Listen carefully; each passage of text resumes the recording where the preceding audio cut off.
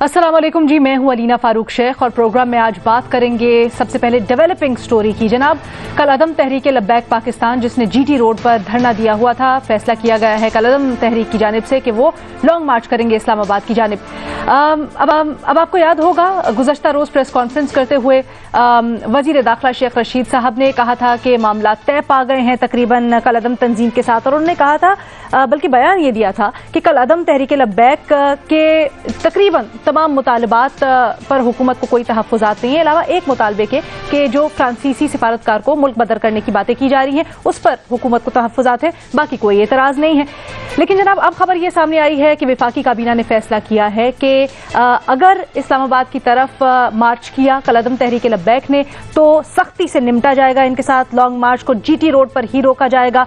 वज़ीर आज़म इमरान खान ने इस सिलसिले में कहा कि सियासी मकासद के लिए कानून हाथ में लेने की इजाजत बिल्कुल नहीं दी जाएगी। ये भी फैसला किया गया है कि रेंजर्स को इस्लामाबाद में तैनात किया जाएगा और हत्तुल इम्कान यही कोशिश की जाएगी कि जो मुजाहिरीन हैं उनको जीटी रोड पर ही रोका जाए, इस्लामाबाद की तरफ वो ना आ सकें। जिसने भी कानून हाथ में लेने की कोशिश की उससे सख्ती से निपटा जाएगा। ये भी आपको यहाँ पर बताते चले कि मौलाना फजलुर रहमान ने अब से कुछ देर पहले प्रेस कॉन्फ्रेंस की है और वो कहते हैं कि जी पीटीआई खुद तो 126 दिन का धरना दिया, एहतजाज किया, लेकिन कल अदम तहरीक लब्बैक पर तहफ़्फ़ुज़ात उठा रहे हैं। ये भी अपने एनालिस्ट से जरा जानने की कोशिश करेंगे। लेकिन जनाब, वफाकी वज़रा जो अरकान हैं काबीना के, उन्होंने आज ये भी इजहार ख्याल किया कि जो रोज़ रोज़ धरने हैं, रोज़ रोज़ एहतजाज हैं और कानून को हाथ में लिया जाता है, शहरियों को अजियत होती है, ये सिलसिला अब ख़त्म होना चाहिए। खासकर फवाद चौधरी साहब ने मीडिया पर गुफ्तगू भी की इस बारे में और उन्होंने कहा कि जी ये रोज़ रोज़ का तमाशा अब ख़त्म होना चाहिए। तो सवाल अपने एनालिस्ट से हमने तमाम तर सूरत हाल पर कुछ यूँ पूछना है कि क्या पीटीआई हुकूमत मामले का मुस्तकिल हल ढूंढ पाएगी, हाँ या नहीं के ऑप्शन है हमारे पैनलिस्ट के पास। हसन निसार साहब हमें ज्वाइन करें, हफीजुल्लाह नियाजी साहब हमारे साथ मौजूद है, महमद सरफराज साहिबा और मजहर अब्बास साहब भी हमें ज्वाइन किए हुए हैं। हसन निसार साहब, सबसे पहले आपसे ये जानना चाहूंगी, अब हुकूमत ने फैसला किया है कि जनाब सख्ती से निपटा जाएगा इन मुजाहिरीन से और कानून को हाथ में लेने की इजाजत नहीं दी जाएगी। आप क्या राय रखते हैं इसके ऊपर? देखो भी मुझे 5 सेकंड आज ज़्यादा देना, मैं कम बोलने वाला आदमी हूँ। पहली बात यह है कि कुरान पाक का जो समरी है ना मेरे नज़दीक, वो ये है कि कुरान पाक फ़िरौनियत, कारूनियत और हामानियत की मुकम्मल तरीन नफ़ी करता है। ये बहुत लंबी जंजीर है जो मलूकियत से शुरू होके सरमायादारी से गुजर के मजहबी पेशवाइयत तक जाती है। ये है मजहबी पेशवाइयत। अच्छा, और ये मामला बेचारी तहरीक लब्बैक तक महदूद नहीं, पूरी तारीख पे मुहित है। मैंने को 2 महीने पहले कॉलम लिखा है कि जितनी खूनी तहरीकें मुसलमानों के दरमियान रही हैं उनमें से मेरा ख्याल है वो 90% मैंने कवर की। अच्छा, मुझे 100% यकीन है कि इस हुकूमत को मर्ज की तशखीस ही नहीं करने की तौफीक हो ही नहीं सकता, तो इलाज कैसे मुमकिन होगा? आप मर्ज को जानते ही नहीं, बहुत सतही तरीके से देख रहे हो। इसके डांडे बीबी मिलते हैं इक्तिसादियात से लेके इल्म तक। कौन हैं जो इकट्ठे होते हैं? मुझे ये बता दें आप, कौन लोग हैं जो रैली करते हैं? टाइम है किसी के पास? लेकिन यहां टाइम है, देखे हैं, पर ये लंबी कहानी है, ये आपकी 1400 साल तारीख है। ये तहरीक लब्बैक तो अभी जुमा 8 दिन, ये तो अभी रिसेंटली आए। ये कहानी बिल्कुल डिफरेंट है। जब तक आप कोर इश्यूज को एड्रेस नहीं करोगे ये सिलसिला चलेगा और ये चलता आ रहा है। इनको फहम ही नहीं है, इनको ये डायग्नोज ही नहीं कर पाएंगे। I am 100% sure. इतना सतीसा खाता है जी, आ गए हैं जी, वो धरना देंगे जी, वो बैठेंगे जी, वो तहरीक चला रहे हैं, वो ऐसा नहीं है। कहानी कोई और है। ये ट्रायंगल है फिरौनियत की। रहनुमाई भी कीजिएगा, हमारी भी हुकूमती ऐवान में बैठे लोग भी आपको सुन रहे होंगे, प्लीज हमारी जरा रहनुमाई भी कीजिएगा इस हवाले से। आप क्या समझते हैं, क्या हल है, डायग्नोसिस क्या है? इलाज पे तो चले हम चलते हैं अभी। नहीं अलीना प्लीज, मैं रहनुमाई के नहीं, मैं गुजारिश कर रहा हूं। मैंने तो डायग्नोस तो कर दिया है। ये 3 ट्रायंगल्स, इनके खिलाफ बुनियादी तौर पे कुरान पाक की समरी ये है, अल्लाह एक है और पैगंबर जो हैं उनका वजूद, वो सारा कुछ, ये तो मज़हब में मौजूद है।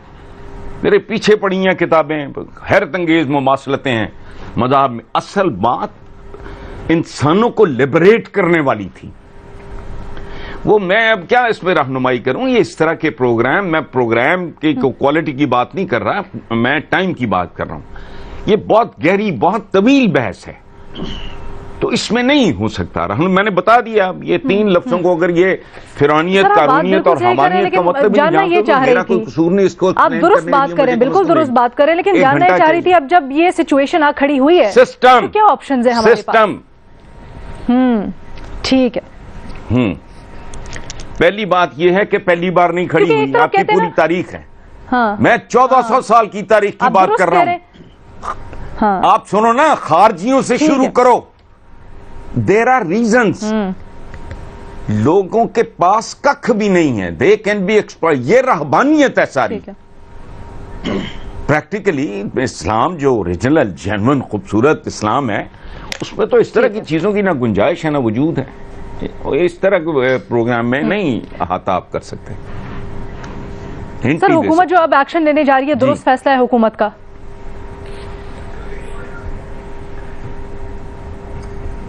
یہ کوئی فیصلہ درست ہو ہی نہیں سکتا. آپ کو پتہ ہی نہیں ہے مسئلہ کیا ہے. فیصلہ آپ نے کیسے نہیں ہو سکتا؟ ٹھیک ہے، ٹھیک ہے. آپ جانتے نہیں میرا مرض کیا ہے. اسی لیے رہنمائی چاہ رہی تھی آپ نیک دلی سے، خوش نیتی سے جو مرضی کرو، نہیں ہو سکتا. جی میں عرض کر رہا ہوں، آپ بالکل درست اسلام کی تو چھوڑیں، آپ مسلمانوں کی تاریخ چھوڑیں. اور جو آپ علاج، آپ بالکل درست کہہ رہے ہیں. میں نیائی صاحب کے پاس یہ پوائنٹ لے کے جانا چاہتی ہوں. نیائی صاحب، جو حسن صاحب نے بات کی بالکل اپنی جگہ بجا، لیکن اس وقت دیکھیں ہمارے سامنے جو صورتحال ہے، ایک طرف حکومت کہتی ہے جی سیاسی مقاصد کے لیے قانون کو ہاتھ میں لیا جا رہا ہے، اور یقیناً بے شک ہم نے دیکھا ہے لوگوں کی زندگی اجیرن ہے، لوگوں کو اسپتال پہنچنے میں مشکل ہو رہی ہے، سڑکیں بلاکڈ ہیں. دوسری طرف ہم نے پھر یہ بھی دیکھا ہے کہ جی مولانا فضل الرحمان نے آج کہا ہے کہ جی حکومت خود دھرنے کرتی تھی، احتجاج کرتی تھی، آج کیسے ان کے اوپر تحفظات اٹھا رہے ہیں اور آج کیوں ایکشن کرنے کی بات کر رہے ہیں؟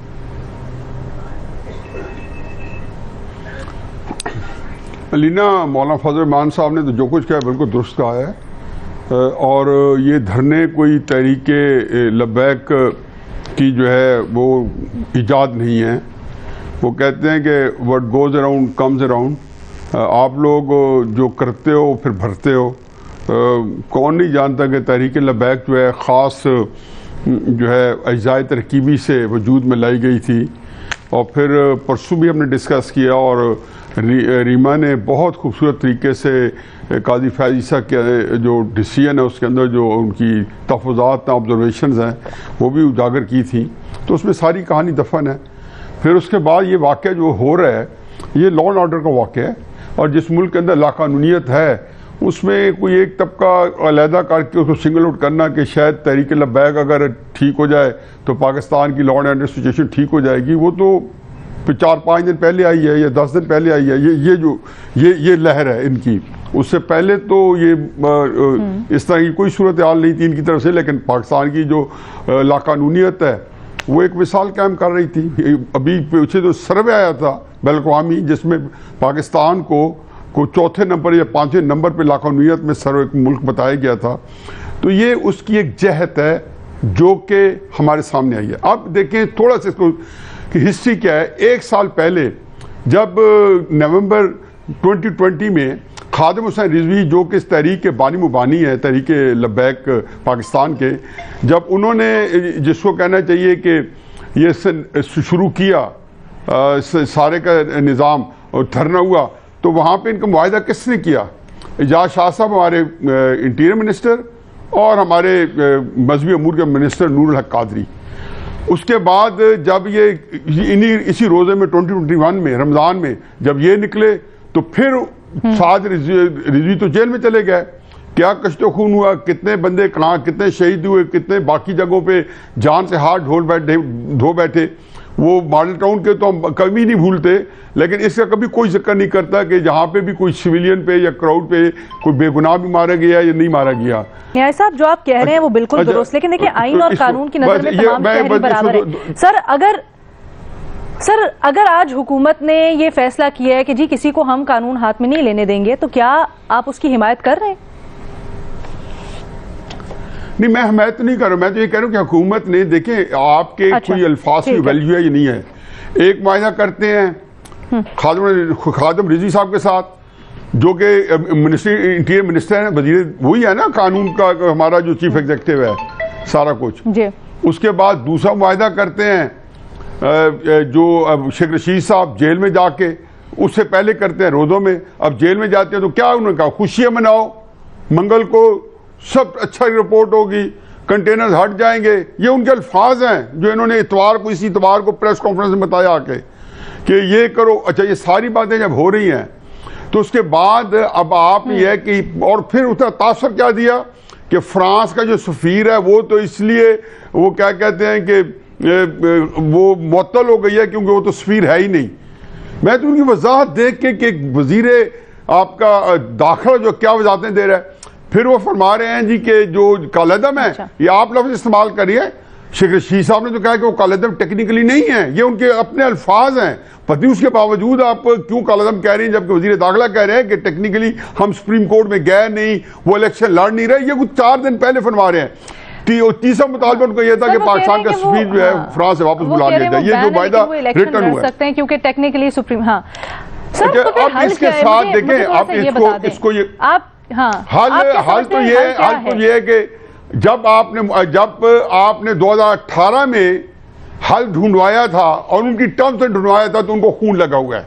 اس کے بعد آپ نے خود معاہدہ کیا 2020 میں، پھر 2021 میں روزوں میں کیا، اسی رمضان مبارک میں کیا، اور وہ پھر اسی معاہدے کے عائدہ کے لیے وہی آ رہے ہیں. اب تو چیزیں دیکھیں ایگریویٹ ہوں گی. یہ جب آپ چیز کوئی مونسٹر کریٹ کرتے ہیں، افریت آپ بناتے ہیں تو افریت جو ہے وہ پھر اپنا بھی اس کا اپنی کورس آف ایکشن لیتا ہے.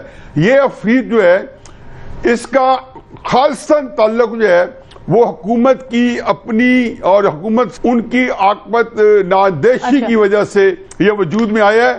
تو آپ میں نے کہا نا کہ what goes around comes around, جو آپ نے کی ہے آپ اس کو بھگتیں اور اس کے بعد ان کے ساتھ سمجھوتا کریں. کیونکہ آپ تو سوائے خون خرابے کے جب وہ یہاں لاہور میں آپ کو توڑ کے چلے گئے، مرید کے میں سے آج قافلہ چل پڑا ہے اسلام آباد میں، آپ محمل کے پاس لے کے جاتے ہیں آپ کا پوائنٹ کہہ چکے ہیں کہ ہم قانون کے آنی ہاتھ سے نپٹیں گے، لیکن قانون کا آنی ہاتھ پسوا ہو جاتا ہے اینڈ آف دا ڈے. اچھا محمل، نیائی صاحب کی آپ نے گفتگو سنی، کہتے ہیں مولانا جو کہہ رہے ہیں بالکل درست کہہ رہے ہیں. کہتے تو ہیں قانون کے آنی ہاتھوں سے نمٹیں گے، لیکن اس کے بعد 2018 کی مثال ہمارے سامنے ہے، جو کیا اب وہ بھگت رہے ہیں. کیا نیائی صاحب کی بات سے اتفاق کرتی ہیں آپ؟ دیکھیے میں اس بات سے اتفاق نہیں کرتی کہ مولانا جو کہہ رہے ہیں وہ صحیح کرے. وہ بھی مذہب کے نام پر ہی سیاست کر رہے ہیں اور مذہب کے نام پر سیاست نہیں کرنی چاہیے. اس طرح کی جو پالیسیز ہوتی ہیں، اس طرح کی جو سیاست ہوتی ہے وہ بڑی ڈینجرس ہوتی ہے. اور علینا اس پہ میرا آپشن نہیں کا ہے، اس کی وجہ یہ ہے کہ ہماری ایک ہسٹری رہی ہے کہ ہماری حکومتیں، سیاسی جماعتیں، ریاست جو ہے وہ ایک اپیزمنٹ پالیسی ہے. جب تک ایسی جماعتوں کی جب تک یہ اپیزمنٹ پالیسی نہیں ختم ہوگی، جب تک ہم یہ کنفیوژن نہیں دور کریں گے، تو تب تک جو ہے وہ یہ اس طرح کے معاملات سے پرماننٹ مستقل، کیونکہ جو بات ہے سوال کے اندر، تب تک ہم نمٹ نہیں سکتے. اب آپ دیکھیے کہ جب کہا یہ جاتا ہے، اس طرح کے بیانات آتے ہیں کہ جی ہمارا آبجیکٹو تو سیم ہے لیکن طریقہ فرق ہے، اور پھر ہائیسٹ لیول پہ معاہدے کیے جاتے ہیں بار بار. آپ کو پتہ ہے ان کے ساتھ پی ایل پی کے ساتھ کتنی دفعہ معاہدے ہو چکے ہیں. پھر یہ بتایا جاتا ہے کہ ان کی فنڈنگ انڈیا سے آ رہی ہے. یہ ایسے ہی ہم نے ٹی ٹی پی کے ساتھ بھی دیکھا کہ ان کے اوپر بھی یہی تھا کہ این ڈی ایس اور افغان گورنمنٹ اور انڈیا فنڈنگ کر رہے ہیں، پھر آپ کے بعد میں پتہ چلتا ہے کہ جن سے آپ نیگوسیشنز بھی کر رہے ہیں. تو میرے خیال میں ان معاملات کے لیے ہمیں اپنی پالیسی کلیئر کرنی چاہیے. ہمیں یہ کنفیوژن اگر ہم دور کر دیں کہ یہ جو ہے یہ سیاست کے لیے یہ اس وقت استعمال کر رہے ہیں نا، یہ سارا کچھ اگر ٹی ایل پی بھی کر رہی ہے، سیاسی پرپزز، پولیٹیکل پرپزز کے لیے کر رہی ہے. ان کو سیاسی جماعتوں نے بھی ماضی میں جو ہے وہ سپورٹ کیا ہے. اور یہ پالیسی کہ جی اچھا پہلے آپ ان کے اوپر آپ ڈنڈے برسائیں، اس کے بعد پھر آپ معاہدہ کر لیں. تو جو پولیس والوں کی بھی آپ دیکھیں ان کی بھی جانیں گئی ہیں. یہ بات یہ کہ آپ طے کر لیں کہ قانون کی ریٹ اسٹیبلش کرنی ہے، جو بھی قانون توڑے گا اس کے خلاف ایکشن ہوگا. پھر یہ معاہدے کرنے نا کہ اچھا اتنے لوگ چھوڑ دیں گے، یہ اس کا نقصان ہوتا ہے. اس کا نقصان ریاست کو ہوتا ہے، اس کا نقصان معاشرے کو ہوتا ہے. آپ اپنے ہی بنائے ہوئے جو مانسٹرز ہیں پھر آپ ان سے ڈرنے لگ جاتے ہیں، پھر آپ کو سمجھ نہیں آتی کہ ان سے ڈیل کیسے کرنا ہے. تو میرے خیال میں اگر پالیسی اس کے اوپر ایک کلیئر ہو جائے، یہ کنفیوژن دور کر لی جائے، تو پھر معاملات جو ہیں وہ سیٹل ہو سکتے ہیں. لیکن فی الحال مجھے لگتا نہیں ہے. بڑی ایک انفارچونیٹ سی بات ہے، لیکن میرے خیال میں ہمیں پالیسی پہ اپنی کلیئر ہونا چاہیے. اچھا، پالیسی کو کیسے کلیئر کریں؟ کیا پارلیمنٹ میں ایشو لے کے جائیں؟ کیا کیونکہ وزیر داخلہ نے تو گزشتہ روز بھی پریس کانفرنس کی، ایک طرح سے اپ ڈیٹ کیا، ہم تو انہی کے حرف کو مانتے ہیں، حرف آخر، لیکن اس میں بھی پھر بعد میں پتہ چل رہا ہے کہ جی ڈیڈ لاک تھا، مذاکرات نہیں ہوئے تھے۔ علینا، یہی میں بات کر رہی ہوں نا، آپ جا کر معاہدے بھی کر آتے ہیں، پھر آپ اناؤنسمنٹس بھی کر دیتے ہیں، پھر گرفتاریاں بھی ہو جاتی ہیں، پھر چھوڑ بھی دیا جاتا ہے، پھر معاہدے ہو جاتے ہیں، مطلب آپ ڈیل کیا، آپ یہ جو اپیزمنٹ کی میں نے پالیسی جو میں نے شروع میں بات کی نا، کہ اپیزمنٹ کی پالیسی کو ختم کریں۔ آپ نے جو اگر کوئی لاقانونیت پھیلا رہا ہے ان کے ساتھ ڈیل تو کرنا ہے، اگر وہ قانون توڑ رہے ہیں تو اس کے اوپر تو آپ کو ایکشن لینا ہے۔ اور دوسرا یہ ہے کہ آپ یہ جو مذہبی منافرت ہے اس کو سیاسی پرپزز کے لیے استعمال نہیں ہونا چاہیے، یہ ہماری تاریخ رہی ہے اور اس تاریخ کی ہم نے بڑی ہیوی کاسٹ بھی پے کی ہے۔ ہم پاکستان کے پچھلے 70 سال اٹھا کے دیکھ لیں تو میرے خیال میں یہ اس چیز کو اس کے اوپر اب کلیئر ہونا چاہیے، جو میں بار بار کہہ رہی ہوں، اس پالیسی پہ کلیئر ہونا چاہیے حکومت کو، ریاست اس پالیسی کو کلیئر ہونا چاہیے، ٹھیک ہے۔ اچھا، مظہر عباس صاحب، آپ کی طرف یہ چیز لے کے آنا چاہوں گی، ایک تو جس طرح سے سفارتکار کو ہٹانے کا مطالبہ کیا جا رہا ہے، سڑکوں پر آ رہے ہیں، احتجاج کر رہے ہیں، حکومت نے آج ایکشن کا اعلان کیا ہے، اگر آگے بڑھے تو آپ کو کیا لگتا ہے حکومت نے جو اس کا حل نکالا ہے، یا اگر جو ڈائریکشن ہے حکومت کی وہ درست ہے؟ نہیں، میرا خیال ہے کنفیوژن مسلسل نظر آتا ہے حکومت کے اندر بھی، ریاست کے اندر بھی۔ کبھی آپ کسی کو کالعدم قرار دے دیتے ہیں، پھر انہی کالعدم تنظیموں کے ساتھ آپ بیٹھ کے مذاکرات کرتے ہیں، پھر مذاکرات کے بعد ایک معاہدہ کرتے ہیں۔ تو جب آپ ایک معاہدہ کر لیتے ہیں تو پھر فالٹ تو آپ کا ہی نظر آئے گا نا، کہ آپ نے کیا تھا نا معاہدہ، آپ نے ان سے کہا تھا نا کہ فرینچ ایمبیسڈر کے معاملے کو پارلیمنٹ میں اٹھایا جائے گا، تو اب آپ پارلیمنٹ میں لے کر جائیں، کیونکہ آپ جو ہے آپ نے معاہدہ کس وقت کیا، آپ نے اپنا جلدی سے پیچھا چھڑاؤ کچھ کر لیا معاہدہ، اب وہ اس معاہدے کو لے کے بیٹھے ہوئے ہیں کہ جی کریں آپ اس میں، پھر آپ نے وہ کیا، تو آپ نے اب یہ موب کو کیوں پولیس روکے؟ پولیس کو تو ہٹ جانا چاہیے، اس لیے کہ آپ نے پولیس کو وہ کانفیڈنس دیا ہی نہیں۔ آپ نے پہلے بھی پولیس کو ڈیمورلائز کیا، آپ نے ایک مرتبہ پھر پولیس کو ڈیمورلائز کیا، پھر آپ نے دوسری طرف جو مظاہرین ہیں ان کے لوگ بھی وہ بھی کلیم کرتے ہیں کہ ان کے لوگ بھی مارے گئے ہیں، ان کے لوگ بھی زخمی ہیں، پولیس کے لوگ بھی مارے گئے ہیں، پولیس کے لوگ بھی زخمی ہیں۔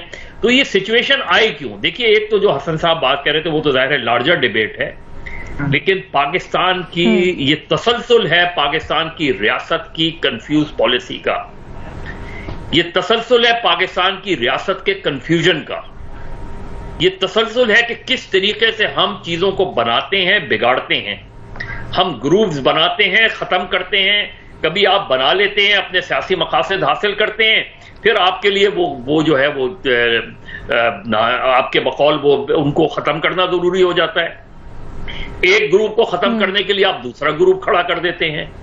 ہم نے تو یہ دیکھتے آ رہے ہیں نا اس میں، تو آپ کے پھر ریاستی ادارے کیسے اس سے نکلیں گے؟ کیونکہ آپ خود ذمہ دار ہیں اس چیز کے۔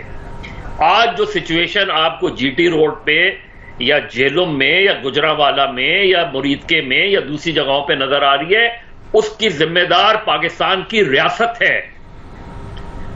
یہ صرف ایک حکومت کا مسئلہ نہیں ہے، یہ آپ کے اس کنفیوژن کا مسئلہ ہے جو آپ مسلسل اس ملک کے سسٹم کے ساتھ کھیل رہے ہیں، مذاق کر رہے ہیں آپ، تو آپ کے ہاتھ سے چیزیں نکل جائیں گی۔ اب ٹی ٹی پی کو لے لیں نا، اب ٹی ٹی پی کے سامنے آپ کر رہے ہیں نا، آپ مذاکرات کا اس کا نام ہے۔ اب شیخ رشید کا پرابلم یہ ہے شیخ صاحب کا، کہ اب مجھے نہیں پتا کہ شیخ صاحب کا یہ لاسٹ الیکشن ہے یا اس کے بعد بھی وہ، کیونکہ وہ پہلے ریٹائر ہوئے تھے پھر آ گئے تھے، کہا انہوں نے یہی تھا کہ شاید اگلا 2023 کا الیکشن ان کی کانسٹیٹنسی کا بڑا پرابلم ہے۔ اب وہ ان کے لیے ایک بڑی پرابلم ہے، کیونکہ ٹی ایل پی کا بھی بڑا اسٹرانگ ہولڈ ہے پنڈی میں، تو وہ اب شیخ رشید صاحب اس پہ گفتگو کرتے ہوئے ہچکچاتے ہیں۔ لیکن ریاست کی پالیسی کی طرح آج آپ فیصلہ کر رہے ہیں کہ جی اسٹیبلشمنٹ اور حکومت اس معاملے پہ ایک پیج پہ ہے، تو بھائی کیا پہلے ایک پیج پر نہیں تھی اس معاملے پہ؟ تو اگر پہلے ایک پیج پر تھی تو جس دن پہلے دن اور پچھلی مرتبہ جب دھرنا دیا گیا تھا اس وقت کیوں پھر آپ نے یہ ساری چیزیں کی؟ تو جب ہم پیچھا چھوڑانے کے لیے جلدی سے، جب ہم کنفیوژن کی بات کریں مظہر عباس صاحب، جب ہم کنفیوژن کی بات کرتے ہیں سر، یہ بھی بڑی کنفیوژن ہے. ایک طرف تو کہا جاتا ہے کہ ٹھیک ہے مذاکرات کریں، مذاکرات کے علاوہ کوئی حل نہیں ہے، لیکن پھر جب مذاکرات ہوتے ہیں تو پھر یہ بھی تنقید سننے کو ملتی ہے کہ جی جب کسی نے اتنی بری طرح سے مفلوج رکھا سسٹم کو، کسی نے قانون کو ہاتھ میں لیا تو ان کے خلاف تو ایکشن ہونا چاہیے تھا، مذاکرات کیوں کر لیے؟ تو یہ بڑی عجیب سی سچویشن اور کنفیوژن ہے. اس کے درمیان میں کوئی راستہ آپ کو نظر آتا ہے؟ کب ہوا یہ؟ دیکھیے، جب قاسم رضوی مرحوم تھے اس وقت جب فیض آباد کے دھرنے میں کچھ جو ہے سخت تقاریر کی گئیں تو اس کے بعد انہی میں سے ایک علماء کرام کو پھر چھوڑ کے جانا پڑا، پارٹی چھوڑ دی انہوں نے. تو ہم بحیثیت قوم جو ہے یا بحیثیت ریاست ہم رد عمل کرتے ہیں، عمل نہیں کرتے، ہم ریئیکٹ کرتے ہیں. یہ لاہور، یہ 12 ربیع الاول کے دن یہ ہوا فیصلہ، اس کے بعد دوسرے دن دھرنا ہوا، اس کے فوراً بعد نیگوسیشنز کیوں نہیں شروع کی گئی؟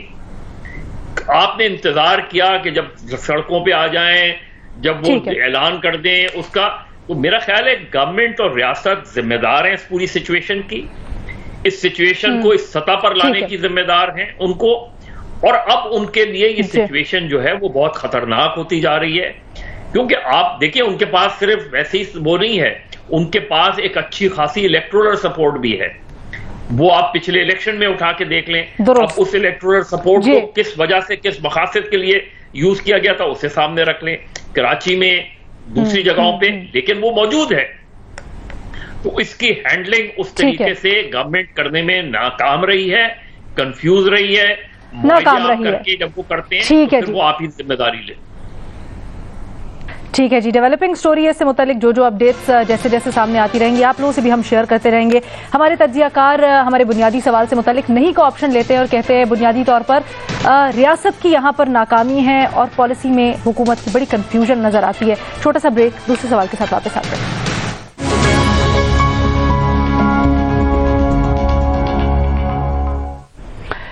بریک کے بعد خوش آمدید جی. پنجاب کی سیاست کی تھوڑی سی بات کریں گے. مسلم لیگ نون کے پنجاب کے صدر رانا ثناء اللہ یہ دعویٰ کرتے ہیں کہ اگر مطلوبہ تعداد ملی تو پنجاب حکومت گرا دیں گے. انہوں نے کہا کہ 20-22 ووٹوں کا فرق ہے، بلکہ کمی ہے، اگر وہ پوری ہو جائے تو پھر عثمان بزدار نہیں رہیں گے، تحریک عدم اعتماد لے آئیں گے. انہوں نے یہ بھی بتایا کہ پنجاب میں پیپلز پارٹی کے ساتھ رابطے میں ہے اور اس سلسلے میں آگے بات چیت ہو رہی ہے. ساتھ کہا کہ اگر بزدار چلے جائیں تو نون لیگ اپنی حکومت نہیں بنائے گی پنجاب میں، بلکہ ہمارا جو مطالبہ ہے وہ شفاف انتخابات ہیں پنجاب میں بھی اور وفاق میں بھی، تو ہم شفاف انتخابات کی طرف جائیں گے. سیاسی طور پر درست نہیں ہوگا کہ اگر عدم اعتماد کی تحریک کامیاب ہونے کے بعد نون لیگ اپنی حکومت بنا لے. تو اب اپنے اینالسٹ سے ہم نے یہ پوچھنا کہ پیپلز پارٹی کے قمر زمان کارا بھی اس سے متعلق متعدد بار دعوے کر چکے ہیں. دوسری بار ہے کہ نون لیگ کے صدر پنجاب رانا ثناء اللہ نے یہ دعویٰ کیا ہے کہ تحریک عدم اعتماد لے آئیں گے اگر نمبرز پورے ہو جائے. تو اس ضمن میں کیا نون لیگ پنجاب میں تحریک عدم اعتماد کے لیے مطلوبہ ووٹ حاصل کر پائے گی؟ ہاں یا نہیں کے آپشنز ہیں ہمارے اینالسٹ کے پاس. محمل، آپ سے گفتگو کا آغاز کروں گی. پیپلز پارٹی نے تو دعویٰ کیا تھا، بلکہ متعدد بار دعویٰ کیا تھا کہ ہمارے پاس پنجاب میں نمبرز موجود ہیں اگر نون لیگ ساتھ دے. اب نون لیگ تو صاف صاف کہہ رہی ہے، کس بات کی دے رہی ہے پھر؟ علینا دیکھیں، بات یہ ہے کہ نمبرز کا تو مسئلہ نہیں ہے. مطلب ظاہری بات ہے نون لیگ اتنی بڑی جماعت ہے پنجاب کے اندر، وہ کچھ ناراض اراکین کو بھی اگر ساتھ شامل کرنا چاہیں وہ ان کے لیے مسئلہ نہیں ہے.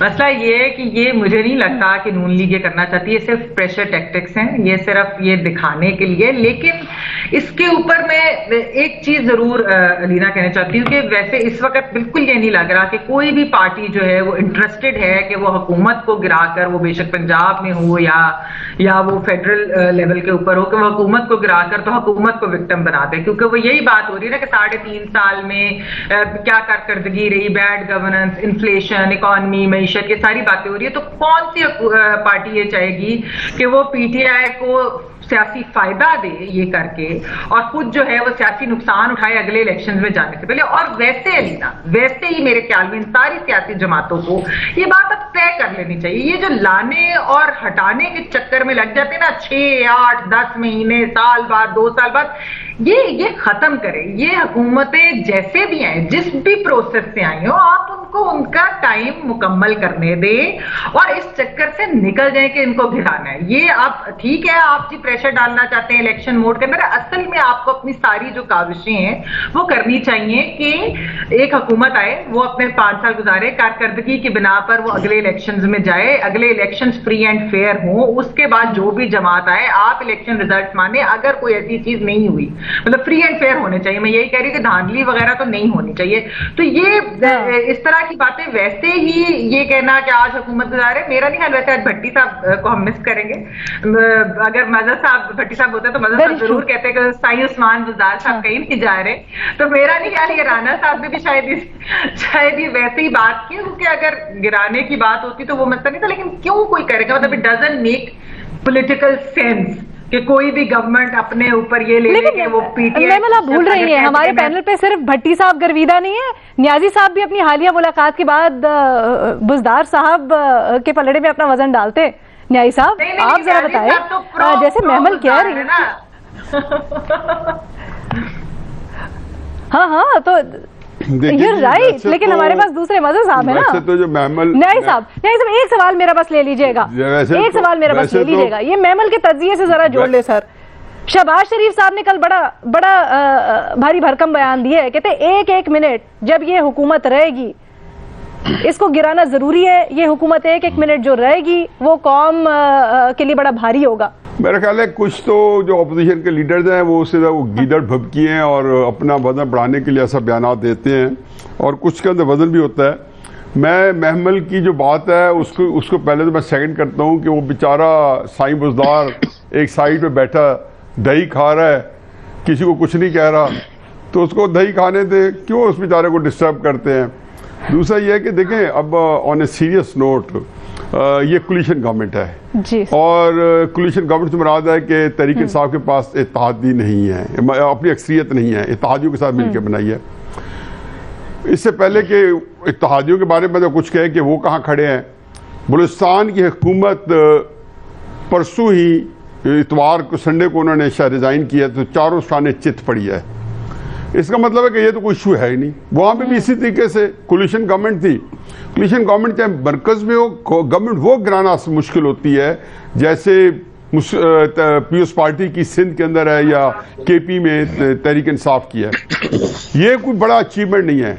फिर दूसरा क्राइसिस है कि इमरान खान साहब जो है उनकी इतनी छोटी छोटी ख्वाहिशात हैं। अभी जो नोटिफिकेशन हुआ उसमें देखें कि उसमें कुछ भी नहीं है सिवाय इसके कि उनकी छोटी छोटी ख्वाहिशात हैं कि फलां तारीख को ये हो जाए, फलां ये हो जाए, एक चीज हो जाए। उससे कितना बड़ा नुकसान होता है पता नहीं, उनको अंदाजा नहीं करते या उसकी परवाह नहीं करते या उनको इसका बात का एहसास नहीं है। ये जो बुज़दार की हुकूमत को कायम रखना, इनफैक्ट यही बोनो कंटेंशन थी। एक दफा कितनी दफा के प्रोग्राम में बता चुका हूं कि 4 दफा सीरियस अटेम्प्ट हुई है, किन की तरफ से, जिन्होंने ये हुकूमत बनाई थी उनकी तरफ से। 2019 में मलक गजनफर छीना जो एमपी है उसकी, ये सारे तहरीक इंसाफ के एमपीएस हैं, मलक गजनफर छीना की जेर क़यादत, और यहाँ पे वो सारे जियो पे आते रहे। 20 एमपीएस का ग्रुप बनाया जो अभी भी अपना ग्रुप अलहदा रख के फिर है, वो तहरीक इंसाफ के अपने एमपीएस है। फिर जहांगीर तरीन के पास जो 14-15 एमपीएस वो तहरीक इंसाफ के अपने एमपीएस हैं, उसका ताल्लुक पीपल्स पार्टी से या इत्तेहादियों से नहीं है। फिर परवेज इलाही साहब क्योंकि दोस्त हमारे, तो उनसे राब्ता भी है। यकीन जानो कि परवेज इलाही साहब जो हैं वो कितने सिताए हुए हैं, एमक्यूएम से बात करें ऊपर, यहाँ तो वो इशू नहीं है। अब ये सारी चीजें जब मिलती हैं तो गो परवेज इलाही साहब को एक बंदा वारा खाते, तहरीक इंसाफ वारा नहीं खाती, साईं बुज़दार वारा खाते हैं, क्योंकि अब उन्होंने उसको अपने तरीके से, उनको पता चल गया कि मजबूरी है कि हमारे साथ जो काम कहेंगे वो करवाते जाएंगे, और वो कर रहे हैं। अमलन ये हुकूमत जो है वो नॉन फंक्शनल हुई है पंजाब की। अब गिरानी है मुस्लिम नून ने, तो एक बात क्लैरिटी के साथ है कि गिराएं या जो कुछ करें, आईन की जो हुक्मरानी है वो इसलिए जरूरी है कि अब इसलिए ना गिराएं कि जो इमरान खान साहब रोल अदा कर रहे हैं आपके खिलाफ, वो आप अदा ना करें मुस्लिम नून के नक्शा खींचा है, इत्तेहादियों को, ग्राउंड रियलिटीज को, सबको आपने हुकूमत के खिलाफ कर दी है। तो फिर सर ये तो बिल्कुल क्लीन ग्राउंड होना चाहिए अपोजिशन के लिए, किस चीज का इंतजार है? نہیں یہ گر جائے گی. اگر مجھے پوچھے تو یہ حکومت گرانا کوئی ایشو نہیں ہے, اور گر بھی جائے گی. آپ دیکھیں گے کہ یہ تو تسلسل چل رہا ہے. اگر آپ نے مجھ سے پوچھا تو اس کا جواب یہ ہے کہ ہاں میں ہیں, وہ گرانا چاہیں گرا دیں گے. اور بلوچستان ایک سگنل ہے آپ کے اسی کوشچن کے جواب میں ادھر آ رہے ہیں. یہ گر جائے گی, حکومت قائم نہیں رہے گی. ٹھیک ہے, لیکن سر یہ پھر باتیں کرتے ہیں نا جمہوریت کی بالادستی اور گریٹر پورا کا پورا سسٹم کو پاک کرنے کا ایجنڈا. اگر یہ ایسی بات کرتے ہیں کہ ہم گرائیں گے, پھر کس طرح سے جسٹیفائی کرتے ہیں اپنا گریٹر ایجنڈا؟ ایک چھوٹی سی بریک لینی ہے جی, اس کے بعد آ کے ذرا یہ سوال پوچھتے اپنے اینالسٹ سے.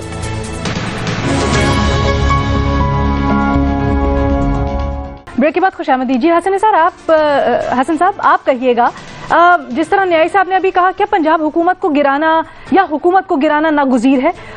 اور جیسا پوری نقشہ کھینچا ہے ابھی نیازی صاحب نے, کس بات کی دیری ہے پھر اپوزیشن کو؟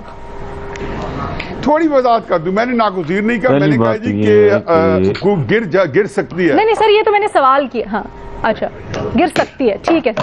حسن نثار صاحب. ہاں جی, میں نے کہا محمل کا جو فیئر اینڈ فری الیکشن والا خواب ہے, اس کی تعبیر تو اس ملک میں ممکن نہیں ہے, چونکہ مجھے نہیں پتا فیئر اینڈ فری کا ان کا کیا ڈیفینیشن ہے. دوسری بات, اتنی خوبصورت بات کی ہے محمل نے کہ میں حیران رہ گیا ہوں. میں توقع نہیں کر رہا تھا. یہ سیاستدانوں کو سننا چاہیے. It was a piece of advice. وہ بہت ضروری ہے, ملک کے لیے بھی, خود ان کے لیے بھی ضروری ہے. 3 سال اور ہو گئے, صبر کرو ذرا. خیر, اچھا, دوسرا آپ نے نیازی صاحب کے حوالے سے کہا کہ انہوں نے اپنا وزن بازار کے پلڑے میں, ایک ہمارے اور میاں والی سے دوست ہیں, انہوں نے بھی ڈالا ہوا ہے. باقی اگر نیازی صاحب نے بھی ڈال دیا ہے تو یہ کوئی ماڑا موٹا وزن نہیں, یہ منصور آفاق. آپ اندازہ لگائیں, 2 نیازی, ایک نیازی اور ایک دوسرا میاں والیہ, یہ وزن جو ہے نا یہ بہت کافی ہے. جی جی جی بالکل ٹھیک ہے, چونکہ وہ بھی, ان کی بھی وجہ شہرت یہی ہے. اچھا, اور میں یہ بات ان کے منہ پہ اکثر کرتا ہوں کہ کچھ شرم کرو. خیر اینی وے. اچھا, یہ جو آپ نے کہا رانا ثناء اللہ جو کہہ رہے ہیں, وہ بات کر رہے ہیں اگر لگا کے, ifs اینڈ بٹس کے ساتھ. اچھا, اگر مطلوبہ تعداد پوری ہو جاتی اگر, تو بھائی پھر ظاہر ہے کیا رہ جائے گا. اچھا, اگلی بات, رہ گیا ایک تعداد پورا ہونا نہ ہونا, تو یہ جتنا گڑ ڈالیں گے اتنا بڑی ریزنٹمنٹ ہے اندر, بڑے معاملات ہیں, تو they can do it. But مجھے نہیں سمجھ آتی کہ اس کا آؤٹ کم کیا ہوگا. یہ کیا توپ چلا لیں گے؟ بزدار سوٹ کرتا ہے ان سب کو. 3 سال پلس ہو گئے میرا خیال ہے, if I am not wrong, میرے چونکہ تاریخیں تو مجھے سال یاد نہیں رہتے. 3 سال زیادہ بھگت لو اور ہمیشہ ہمیشہ کے لیے مکو ٹھپا جائے گا. صبر کر لو, کیا پرابلم ہے؟ تکلیف کیا ہے؟ موج کر رہے ہو. دن بدن پی ٹی آئی کا جو حال پنجاب میں ہو گیا ہے, اللہ معافی, اس کو اپنے منطقی انجام تک جانے دو. صبر کرو, جو بھگتنا تھا آپ لوگ بھگت چکے ہو. Keep your fingers crossed. یہ ایڈوائز میں ریپیٹ کر رہا ہوں جو محمل نے دی ہے, اور مجھے حیرت شدید ہوئی ہے. مجھے نہیں سمجھ آتی کہ اگلا پورا سال محمل کیا کریں گی. انہوں نے سال میں ایک آدھ خوبصورت بات کرنی ہوتی ہے جو آج کر دی ہے. سر آپ ہماری لڑکیوں کو انڈرسٹیمیٹ کرتے ہیں, بڑی زبردست باتیں اور آن پوائنٹ تجزیے دیتی ہیں ہماری لڑکیاں. مظہر عباس آپ کو شامل گفتگو کرتے ہیں. نہیں, بہت زبردست, بہت اچھی بات, ہاں بہت اچھی بات, بالکل درست. مظہر صاحب, کیا یہ پھر صرف ریلیونٹ رہنے کے لیے اپوزیشن اس طرح کی باتیں کر رہی ہے؟ اگر جس طرح سے ابھی نیائی صاحب نے بھی ہمیں بلکہ خبر دی, نقشہ کھینچا پورا کا پورا, نہیں ہے تو کریں. اور کیا وہ پھر درست ہوگا جس طرح سے یہ لوگ بیانات دے رہے ہیں؟ پھر گریٹر ان کا جو جمہوریت کی بالادستی کا ایجنڈا ہے, what does it mean for that? دیکھیے, ایک طرف تو لائل پور کا اتحاد بن گیا ہے, دوسری طرف نیازی اتحاد بن گیا ہے. مجھے کہاں بیچ میں آپ پھنسا رہی ہیں. ایک آدھ شریف آدمی بھی ہونا چاہیے اس اتحاد میں, ایک آدھ شریف آدمی بھی ہونا چاہیے. دیکھیے, بہت علینا, بہت سمپل سی چیز ہے. جو بنانے والے ہیں وہی گرائیں گے اور پھر وہی بنائیں گے. اب وہ کس کو لاتے ہیں, کس کو گراتے ہیں, یہی پاکستان کی پالیٹکس میں ہم دیکھتے آ رہے ہیں. تو جب گرانے والوں نے فیصلہ کیا کہ گرانا ہے تو گرا دیں گے، اور لیکن بنائیں گے بھی پھر وہی بنائیں گے. اور یہ آپ پوری پاکستان کی پولیٹیکل ہسٹری اٹھا کے دیکھ لیں تو مجھے نہیں لگتا کہ یہ نیائی صاحب کہہ رہے ہیں نا، ایک تو وہ بلوچستان سے جوڑتے ہیں، پھر وہ کہتے ہیں کہ بلوچستان میں بھی ساتھ نہیں دے رہی. ہاں دیکھیے یہ بات یاد رکھیں کہ عمران خان اور کوئی یو ٹرن لیتے ہوں نہ لیتے ہوں، یہ عمران خان نے جو بات کی تھی نا، یہ بڑی باریک بات تھی کہ میں اور بزدار ساتھ آئے ہیں اور ساتھ جائیں گے. بس آپ اس میں جو بھی آگے ہوگا وہ ایسے ہی ہوگا، اور ورنہ یہ 2000 جب بھی نیکسٹ الیکشن ہوں گے یہ چینج اسی وقت. We will live together, we will die together. ہاں دیکھیے بہت سمپل سی چیز ہے کہ اگر نمبر گیمز میں چلے جائیں، نمبر گیمز میں کبھی بھی جب تک اس میں رول دیکھیں، پیپلز پارٹی کا تو صرف ایک بیک اپ ہے نا. پیپلز پارٹی کی فرنچائز اس وقت پنجاب میں پی ایم ایل کیو ہے، کیونکہ پیپلز پارٹی کی اپنی کوئی پنجاب اسمبلی میں کیا ہے اسٹرینتھ. پیپلز پارٹی کیا کر سکتی ہے پنجاب اسمبلی میں؟ بٹ جو لاسٹ میٹنگ چودھری پرویز الہی اور آصف زرداری صاحب کی ہوئی تھی، انہوں نے کہا جی انہوں نے پورا اپنا وہ جو سپورٹ ہے وہ چودھری صاحب کو ڈال دیا. اب چودھری صاحب کب فیصلہ کرتے ہیں، کہاں فیصلہ کرتے ہیں اور کس کے کہنے پر فیصلہ کرتے ہیں، جب وہ فیصلہ ہو جائے گا، جب چودھریز جو ہے پی ایم ایل کیو کوئی فیصلہ کر لے گی، تو اس کا مطلب ہے یہ فیصلہ پی ایم ایل کیو کا نہیں، جن کا فیصلہ ہے وہ وہی ہیں جو لاتے ہیں، جو گراتے ہیں اور جو بناتے ہیں. لہذا ابھی کچھ کہہ نہیں سکتے. سر یہ بتا دیں بلوچستان، اچھا لیکن فی الحال لگ نہیں، بلوچستان والی ڈیولپمنٹ پہ تھوڑا سا فیصلے کی گھڑی آن پڑی ہے مدر صاحب، فیصلے کی گھڑی آن پہنچی ہے. اچھا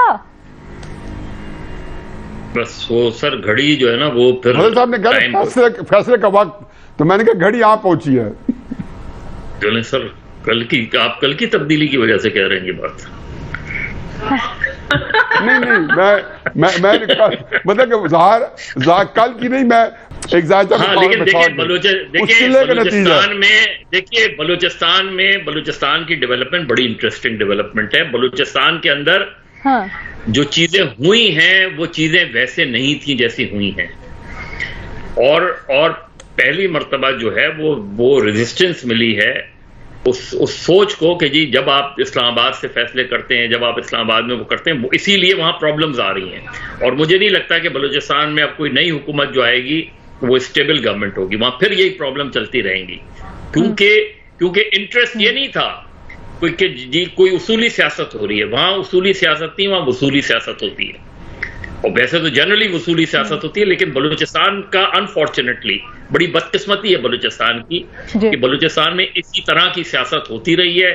جام کمال صاحب بھی اسی سیاست کا حصہ رہے ہیں، اور اب قدوس بزنجو صاحب آئے ہیں. ابھی آگے چل کے آپ کو چند ماہ میں میرا خیال ہے پتہ چل جائے گا. تو بلوچستان میں ہو سکتا ہے کہ 2023 تک کوئی اور تبدیلی بھی آ جائے. مزہ ایک کمنٹ لے لیں کہ بلوچستان کی جو تبدیلی ہے نا، دیکھیں بلوچستان کے اندر میں بھی جاتا رہا ہوں اور قریب سے دیکھتا رہا ہوں. بلوچستان کے اندر ایک ایم پی ایم این اے بنتا ہے، سینیٹر بنتا ہے، تو بڑی مشکل سے اگر اس کے پاس 2 بیساکھیاں نہ ہوں تو نہیں بن سکتا.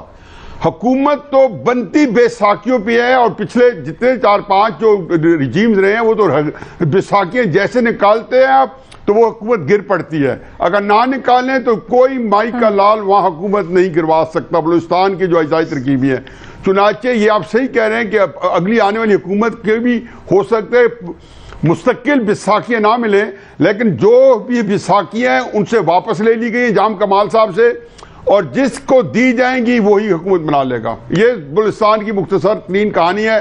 وہی تقریباً فارمولہ پنجاب میں اور مرکز میں بھی اس کا ایک حصہ کار فرما تھا، اور اسی میں ہی جس کو کہنا چاہیے کہ ایک خامی آ گئی ہے یا کمی پیشی آ گئی ہے.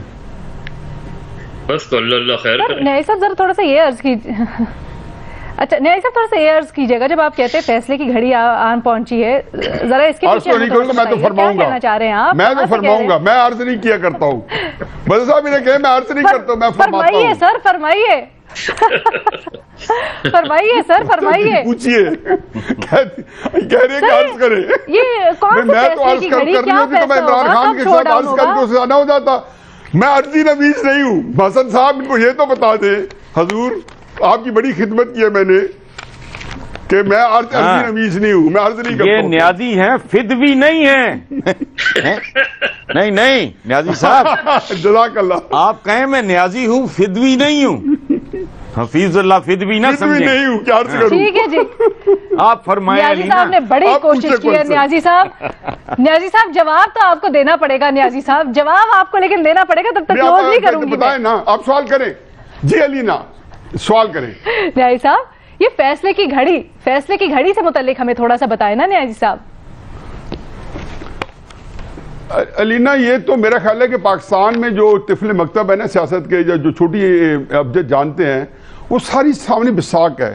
جو کل پرسوں سے جو کل معاہدہ ہوا ہے، پھر جو تصویریں سامنے لائی گئی ہیں، یہ دیکھیں پاکستان جو ہے اب وہاں پہ ایک بالکل ایک فرق پاکستان دیکھیں گے. بہت سی چیزیں انڈو ہو رہی ہوں گی، بہت سی چیزیں ہو رہی ہوں گی، مطلب اس میں کوئی راکٹ سائنس ہے ہی نہیں. میرا خیال ہے آپ کسی بھی جو تھوڑا سا سیاست سے دلچسپی رکھتا ہے، ان کو واقعات کا تسلسل پتہ ہے. وہ کسنڈرا کراسنگ آ گئی ہے، ٹرین نے پٹری چینج کر کے بالکل رخ جو ہے نا مشرق سے مغرب کی طرف کر لیا ہے. اچھا، جو فدوی ہیں وہ نیازی ہو. تجزیہ کرتے ہوئے اوکے، جنرل حالات کا تجزیہ دیتے ہوئے جی نیازی صاحب نے کہہ رہے ہمارے تجزیہ کاروں کی آپ نے رائے سنی. اپنا فیڈ بیک سوشل میڈیا پر ہم سے شیئر کیجیے گا. اجازت دیجیے، اللہ حافظ.